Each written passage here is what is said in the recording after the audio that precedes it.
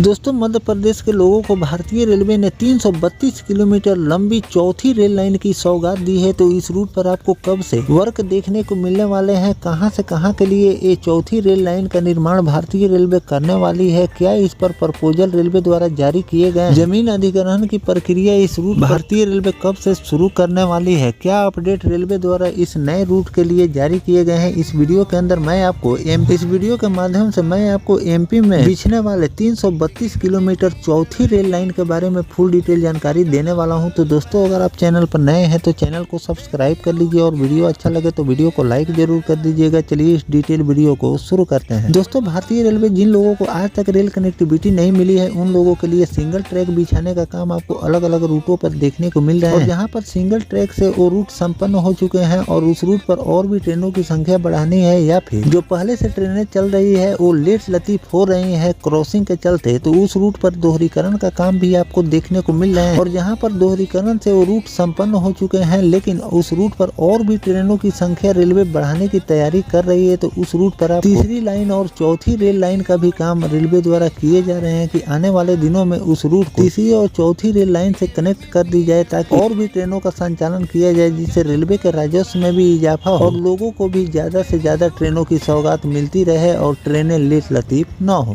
मध्य प्रदेश के लोगों को जो भारतीय रेलवे इतनी बड़ी सौगात दी है इस पर कब से आपको वर्क देखने को मिलने वाले हैं। दोस्तों मध्य भारत में रेल यातायात को और भी ज्यादा अधिक सुगम और तेज बनाने की दिशा में एक बड़ा कदम उठाया गया है कि रेलवे ने बीना से धौल 332 किलोमीटर लंबी चौथी रेलवे लाइन के निर्माण की विस्तृत परियोजना रिपोर्ट यानी कि डीपीआर तैयार कर रेलवे बोर्ड को भेज दी गई। यह प्रस्तावित लाइन बढ़ते रेल ट्रैफिक और यात्रियों की सुविधा को ध्यान में रखते हुए पूरे रूट पर ट्रेन संचालन को सुगम और तीव्र बनाएगी। यह महत्वाकांक्षी परियोजना के लिए लगभग 7339 करोड़ रुपए का एस्टीमेट बनाकर दिया गया है। रेलवे बोर्ड की स्वीकृति मिलते ही इस लाइन का काम शुरू हो जाएंगे, जिसे 4 सालों में पूरा करने का लक्ष्य रखा गया। हाल ही में तीसरी लाइन बनकर तैयार हुई है और इसके बनने से ट्रेन संचालन में काफी सकारात्मक बदलाव देखने को मिल रहे हैं। अब ट्रेनों को आउटर पर बेवजह नहीं रुकना पड़ेगा, जिससे ट्रेन समय पर गंतव्य तक पहुंचेगी। इस तीसरी लाइन से सबसे ज्यादा फायदा मालगाड़ियों के साथ साथ पैसेंजर ट्रेनों को भी हुआ। मालगाड़ियों को सीधे निकलने से मेल और एक्सप्रेस ट्रेनों को स्टेशन पर आने में कोई परेशानी नहीं हो रही। चौथी लाइन के बनने से यह सुविधा और भी ज्यादा बढ़ जाए। साथ में बाईपास रेल लाइन के बारे में भी मैं आपको बता दूं तो रेलवे सूत्रों की माने तो बीना से झांसी चिरुला सिथौली तक लाइन को लाकर ग्वालियर से बाईपास निकालने की प्लानिंग है। इसके लिए मालवा कॉलेज के पीछे रमौआ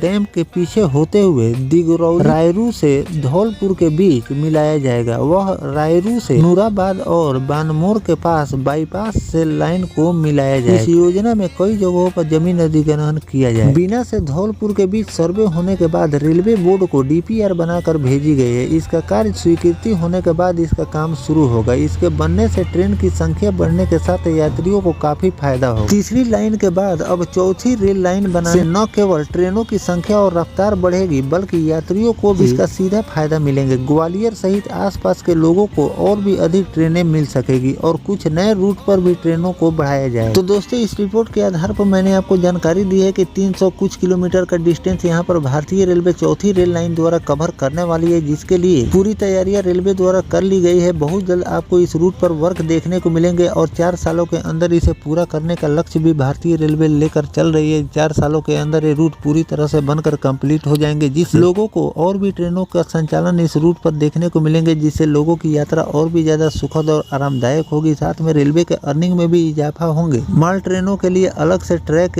रेलवे तैयार कर रही है, जो कि आने वाले दिनों में काफी ज्यादा फायदेमंद साबित होने वाले हैं। और इस रूट पर भारतीय रेलवे एक बाईपास रेल लाइन का भी निर्माण करने जा रही है, जिसके लिए जमीन सर्वे का काम रेलवे द्वारा उस रूट पर किए जा रहे हैं। बहुत जल्द जमीन अधिग्रहण की प्रक्रिया पूरी की जाएगी और एक बाईपास रेल लाइन का भी निर्माण आपको इस रूट पर देखने को मिलेंगे, जिससे मेन लाइन पर अगर किसी प्रकार की कोई दिक्कत आ जाती है तो बाईपास रेल लाइन होने से ट्रेनों का संचालन बाधित नहीं होते हैं, लगातार संचालन होते रहते हैं। इससे रेलवे को भी फायदा होता है और लोग भी अपने समय से गंतव्य तक पहुंचते हैं। तो अलग अलग रूटों पर भारतीय रेलवे बाईपास रेल लाइन का भी निर्माण कर रही है और अलग अलग रूटों पर आपको अलग अलग कैटेगरी के ट्रैक भी बिछाने को देखने को मिल रहे हैं। तो आपको सिंगल ट्रैक बिछाने का भी काम देखने को मिल रहे हैं, दोहरीकरण का भी काम देखने को मिल रहे हैं। अलग अलग रूटों पर आपको तीसरी और चौथी रेल लाइन का भी काम देखने को मिल रहे हैं और बाईपास रेल लाइन का भी काम अलग अलग रूटों पर भारतीय रेलवे द्वारा किए जा रहे हैं। कई बाईपास रेल लाइन के बारे में मैंने आपको जानकारी भी दी थी कि कुछ रूटों काम पूरा हो चुके हैं, तो कुछ रूटों पर रेलवे द्वारा काम चल रहे हैं। बहुत जल्द वो बाईपास रेल लाइन कंप्लीट हो जाएगी, जिससे लोगों को काफी ज्यादा सुविधा मिलने वाली है। तो इन बाईपास रेल लाइन और जो